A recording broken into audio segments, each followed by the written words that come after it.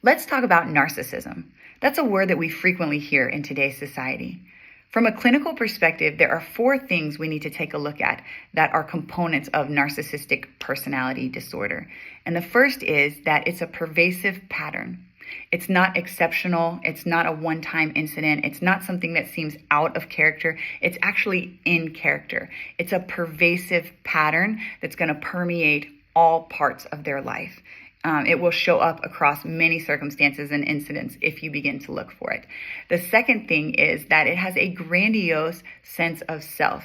This may demonstrate itself in behaviors, or it may just be a thought process they have, a fixation on significance of wanting to be seen as extremely competent or powerful or special or elite. It may show up as only wanting to associate with certain organizations or certain people who have the ability to promote or who align with that vision of oneself.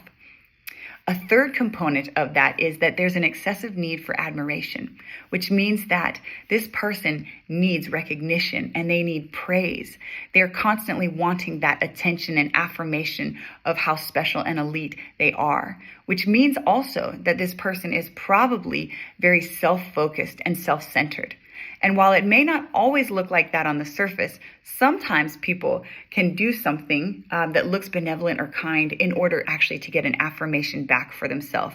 But the goal of that behavior is that they get affirmed, that the attention goes back to them.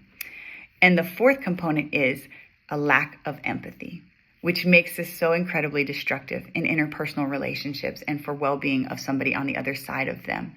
There's an inability or a disinterest to identify with or to care about the needs of somebody else. So while demanding and feeling entitled that their own needs be met because of that inflated sense of self, there's a disinterest in caring for and acknowledging the needs of others.